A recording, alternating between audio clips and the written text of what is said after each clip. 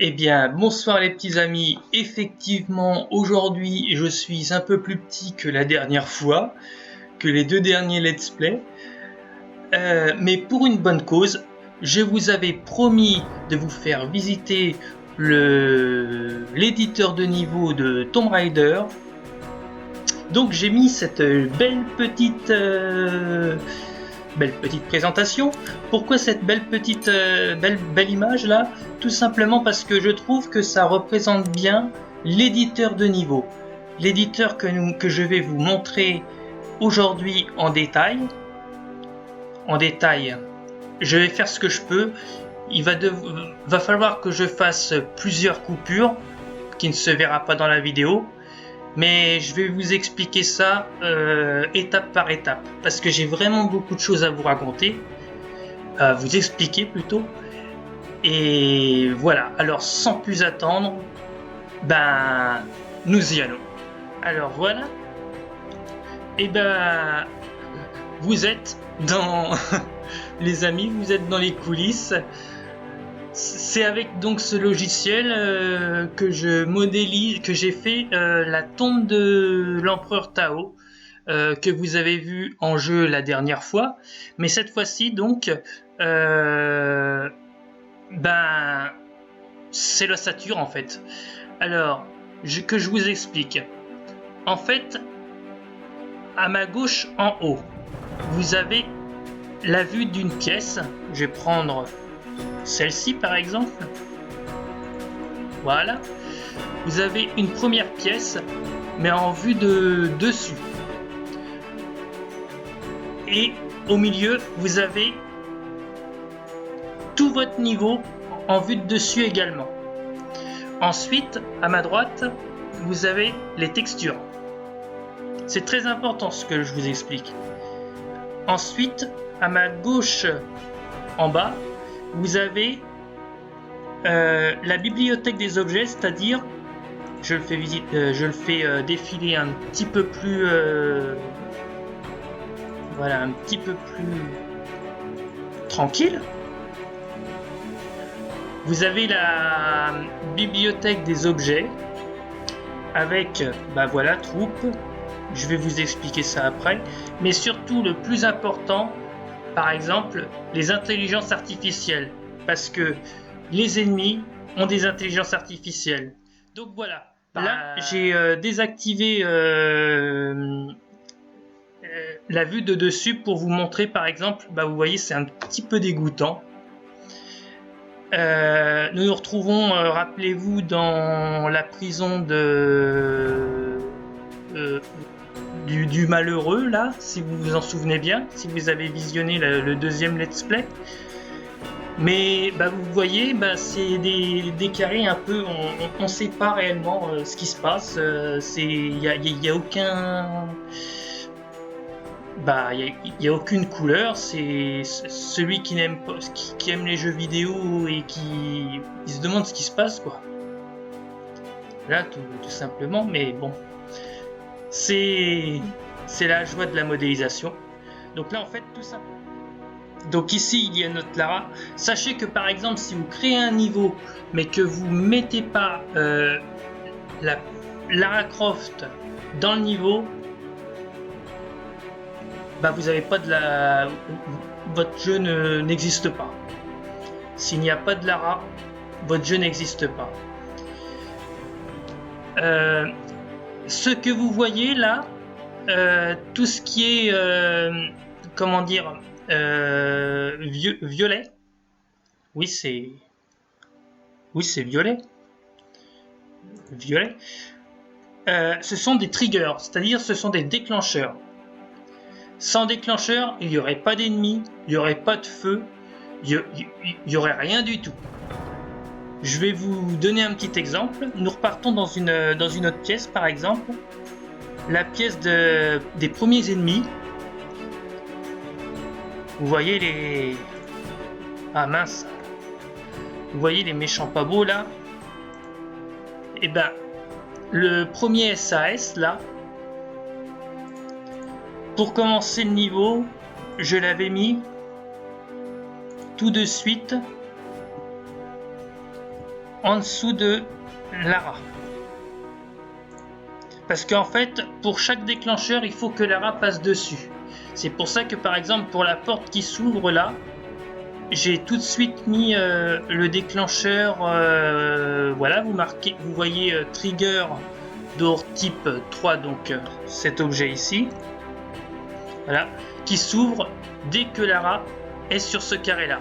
Chaque carré fait 1 mètre pour Lara en fait dans le jeu.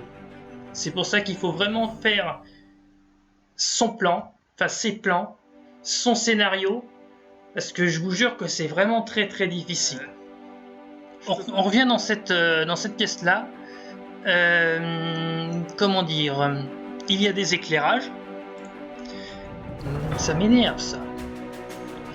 Il y a des éclairages. Alors cette ampoule là, je l'ai mis là parce que en bas, vous voyez, il y a la pièce d'eau, par exemple. Vous voyez la petite piscine qui était dans le jeu, qui était en ruine. On plongeait dedans.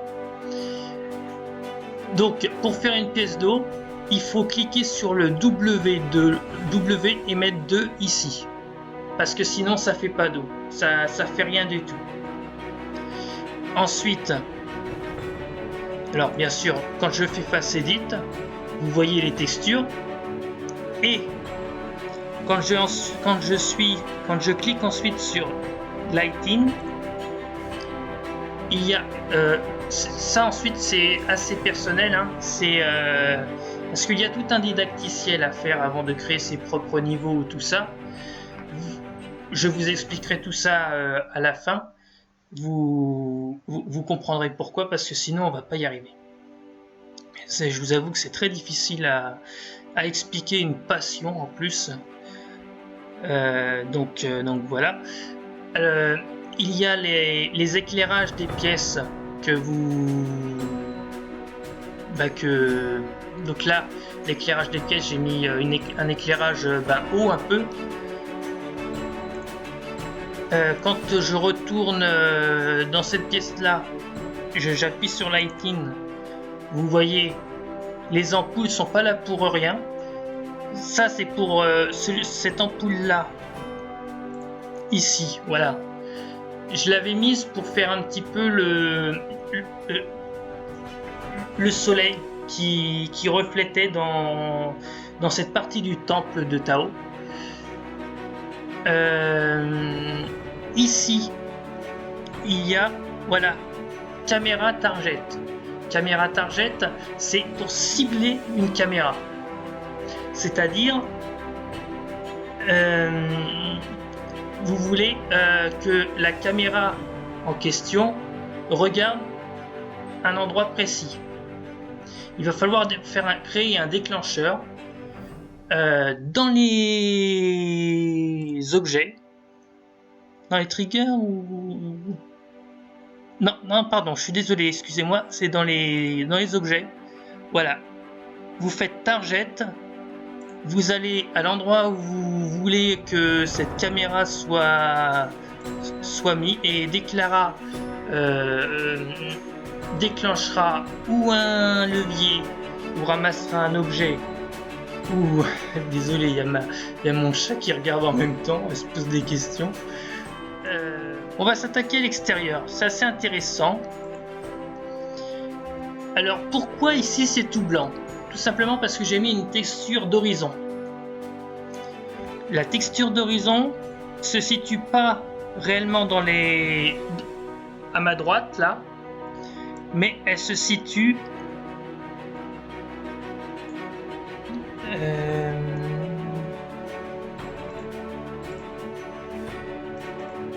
attendez, excusez-moi une minute. Voilà. Horizon, elle se situe ici, dans la bibliothèque des objets. Et pour avoir la texture d'horizon, vous allez sur... J'espère que vous la voyez, c'est pas sûr.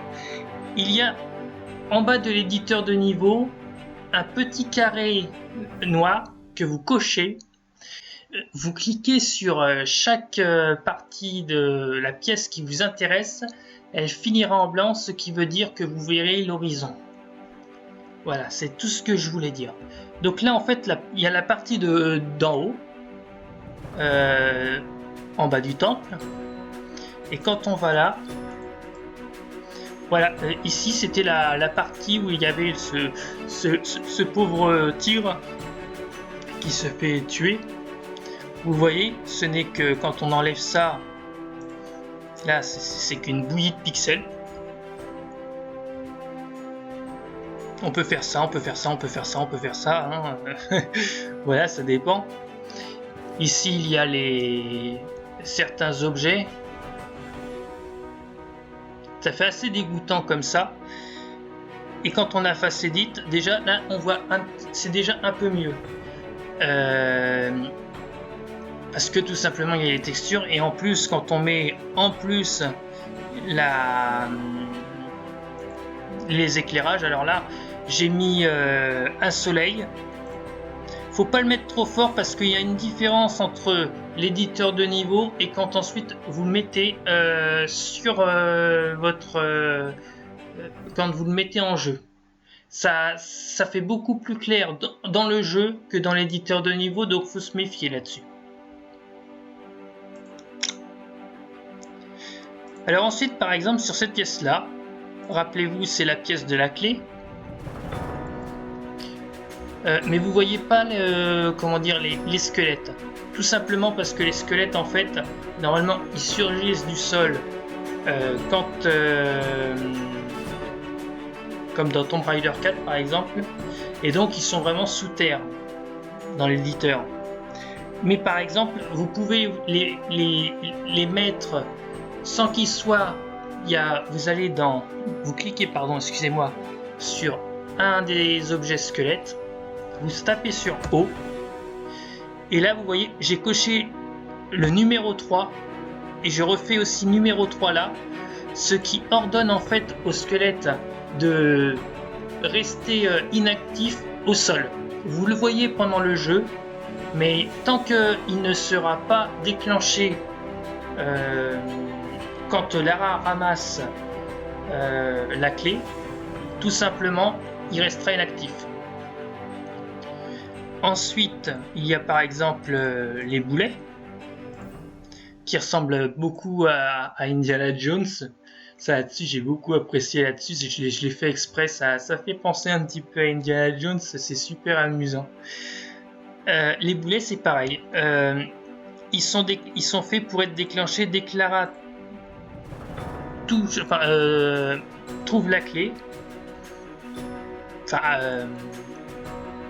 À la clé quoi.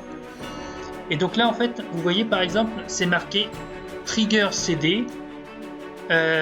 Trigger CD, les CD ce sont les musiques que vous entendez dans le jeu. Rock c'est le socle. Pick-up, oui, alors Pick-up 4K, donc c'est en anglais. C'est le trigger qui permet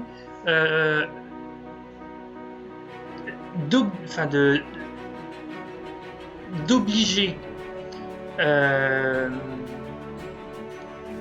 tout ce qui se passe tant que Lara n'aura pas déclenché le trigger pick-up, c'est-à-dire qu'elle n'aura pas pris la clé, même si elle est sur le carré, rien ne se déclenchera. Voilà, ici vous avez le mur d'escalade. Ici, juste là. Vous voyez sur le mur, tout est vert. En fait, vous allez à droite, enfin à gauche, pardon, excusez-moi, à gauche, où vous avez de la même couleur, hein, c'est-à-dire vert foncé.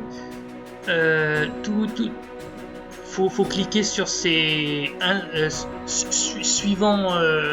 Moi, j'ai cliqué sur celui du bas et sur celui du haut. Pour que Lara puisse s'accrocher sur le mur, parce que même s'il y a la texture dont on voit une échelle, sans ça Lara ne s'accrochera pas, donc ça sera un petit peu idiot quoi, vous comprenez. Voilà. Ici par exemple, bah, vous voyez, j'ai fait trigger four flamme 2, c'est-à-dire que les déclencheurs des deux flammes en haut sont juste là. Notre body 2, voilà, notre body 2, c'est celui qui attaque Lara quand elle revient vers la piscine en début de niveau. Alors quand je l'avais tué, rappelez-vous, il avait une trousse de soins. Dans l'éditeur, enfin si vous voulez qu'un ennemi laisse un objet quand il meurt, vous avez juste à mettre n'importe quel objet sur son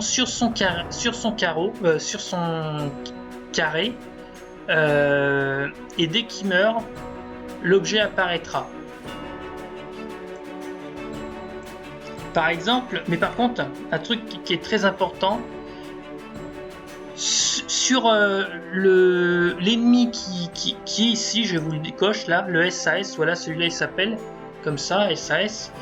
J'ai mis une intelligence artificielle garde, c'est-à-dire qui garde cet endroit-là et il ne bouge pas. Donc, on peut pas lui mettre un autre objet parce qu'il a déjà une intelligence artificielle sur son carré et du coup, voilà. C'est malheureusement là-dessus, on peut pas faire deux choses en même temps, c'est très très compliqué sinon. J'ai pas pu tout vous montrer réellement, hein, parce que par exemple, si vous allez dans les effets, il y a quand vous allez dans le manoir des Croft, par exemple, vous avez vu, je vous ai fait une scène cinématique, vraiment la caméra qui bouge à la fin quand les alliés arrivent. C'est fait avec ces caméras, ça s'appelle caméra flip by caméra, voilà. Mais il faut vraiment, là-dessus je peux pas tout vous expliquer parce que c'est vraiment trop long. Je vous expliquerai, vous verrez tout ça à la fin, je vous expliquerai davantage à la fin. Donc là, à l'extérieur, vous voyez, j'ai mis l'horizon et j'ai fait quelques... Bah voilà, vous voyez, ici c'est un petit peu les... pour montrer que c'est une tombe. On le voit pas forcément dans le niveau quand on joue, mais c'est important de le faire quand même. Par exemple, si je le mets drap d'or, voilà, on voit la suite du niveau. Et on voit, voilà, Lara regardait à travers les barreaux. Elle voyait l'horizon ici, l'horizon là, qui au final n'est qu'une pièce, mais dans le jeu on a l'impression que c'est immense. J'adore. Avec le soleil, parce qu'il faut jamais oublier de mettre l'éclairage du soleil, sinon ça ne ressemble à rien du tout. Donc voilà, pareil pour de l'autre côté. Alors ici, il y a l'animation, en fait, vous voyez, c'est marqué falling, ceiling. Ce sont les blocs qui tombent pendant le tremblement de terre. Tout simplement, voilà, j'en ai fait déclencher un quand Lara arrive ici. Et pour que ça ait un peu plus d'action, j'en ai mis un autre quand elle entre pile poil dans cette pièce-là. Ce carré-là, c'est... Je appuie sur O, je vais vous expliquer pourquoi. Tout simplement, c'est le tremblement de terre qui a lieu dans le niveau. Pour qu'il fasse 5 secondes, il faut taper sur ici 888. Voilà. C'est assez complexe, hein, faut... Je vais pas réussir à tout vous expliquer comme ça, je suis désolé les amis. C'est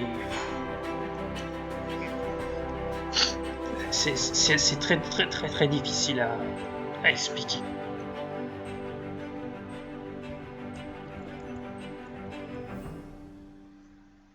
Ici on est à la place du trône. Avec les textures donc de Tomb Raider 2, Et certains... Alors les objets, tout n'est pas de Tomb Raider 2 ou tout ça, c'est mélangé. Il y a un site spécial là-dessus. Je vous en parlerai tout à l'heure. Donc voilà. Avec l'éclairage, ça donne ça. Vous voyez, ça fait beaucoup moins clair que pendant le jeu. Hein. Dans le jeu, ça fait beaucoup plus clair. C'est pour ça que j'ai pas voulu faire trop fort ici, parce que je sais que ça fait plus clair sur.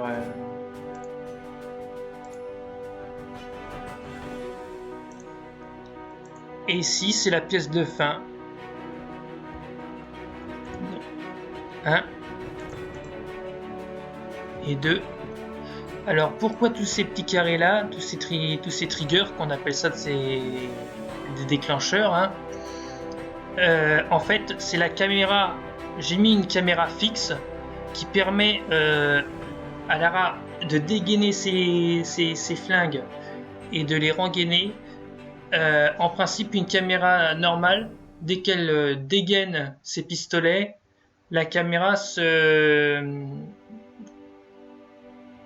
remet sur Lara, tandis qu'avec une caméra fixe, la caméra continue à faire la scène. Et vous avez donc le trigger finish également là, suivant je l'avais mis à 2 là, pour ensuite directement passer au niveau 2. Très important.